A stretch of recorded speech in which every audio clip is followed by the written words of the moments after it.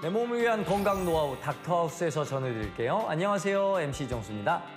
안녕하세요. 정형외과 전문의 이광진입니다. 이정수 씨, 질문 하나 드릴게요.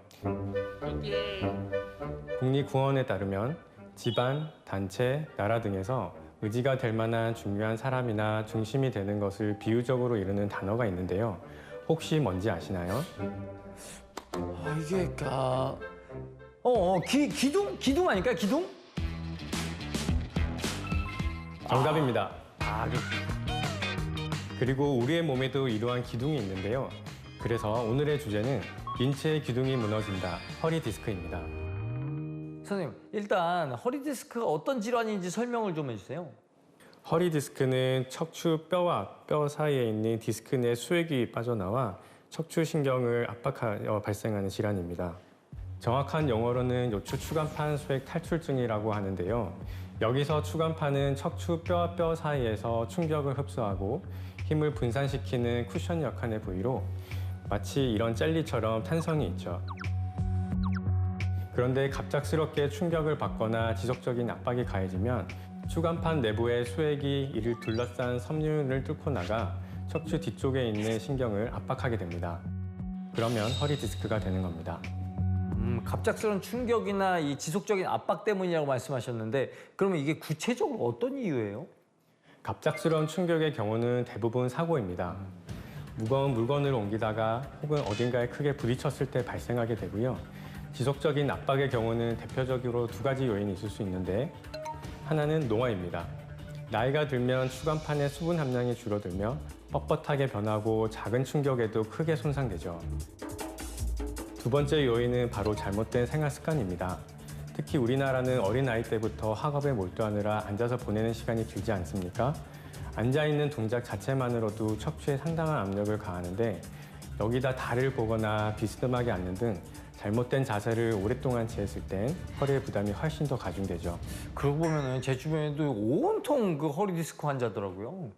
실제로 건강보험심사평가원 통계만 봐도 지난 2021년 197만 5,853명이었던 허리 디스크 환자가 2022년에는 209만 8,183명으로 단 1년 만에 10만 명 이상이 늘어나는 등 매년 계속해서 늘고 있는 추세입니다. 그렇군요. 사실 제가 허리 디스크가 있어서 그 고통 알거든요. 이 찌릿찌릿 어마무시하잖아요. 맞습니다. 허리 디스크의 주된 증상이 바로 찌릿한 허리 통증인데요. 특히 허리를 앞으로 숙일 때 통증이 심해지고 엉덩이를 비롯해 다리까지 저리는 통증이 나타납니다. 아울러 누워있을 때 한쪽 다리를 들어 올리기 어렵다는 특징이 있어요.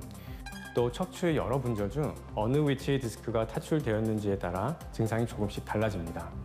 요추 3번과 4번 사이의 디스크가 튀어나온 경우 엉덩이에서 무릎 안쪽을 감싸며 통증이 발현되고 요추 4번과 5번 사이라면 엉덩이에서 다리 바깥쪽으로 내려가며 엄지발가락이 저리고 당기는 증상이 나타납니다. 이게 근데 통증이 왔다가도 언제 또 괜찮은 것 같고 그래서 이거 내버려도 되지 않을까 이런 생각이 들기도 해요. 안 됩니다. 안 돼요? 그러면 진짜로 인체의 기둥을 무너뜨리는 겁니다. 허리 디스크가 생기면 허리는 물론 엉덩이, 다리로 이어지는 방사통이 나타나는데요. 수액이 튀어나와 신경을 누르기 때문이죠. 처음에는 통증이 그리 심하지 않고 지속적이지도 않을 수 있는데요.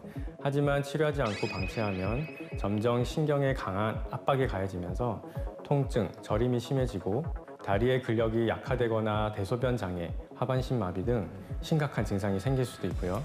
치료를 하더라도 끝내 신경 증세가 남게 되는 상황에 이를 수도 있으니 절대 방치해서는 안 되겠습니다. 방치하지 않으려면 하루빨리 치료를 해야 될 텐데 어떤 방식으로 치료할 수 있을까요?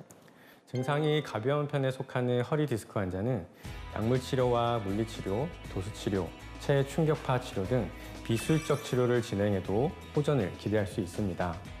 만약 허리 디스크에 파열이 생겼다고 해도 중증 증상이 없다면 경우에 따라 신경 차단술이라고도 하는 신경주사 치료가 시행되기도 합니다.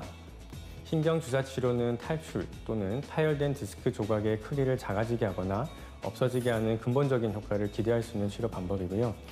주로 급성 허리 디스크 때 적용할 수 있으며 합병증이 극히 드물기 때문에 통증과 증상이 심한 환자에게도 적용할 수 있습니다.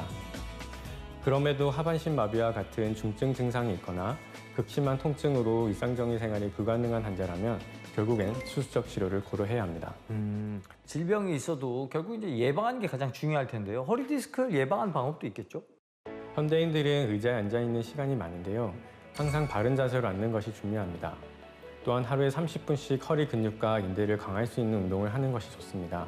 정기적인 스트레칭도 중요합니다. 허리 디스크는 예방도 중요하지만 만약 증상이 있다면 빠르게 진료를 시행하여 적절한 치료를 받는 게 바람직합니다.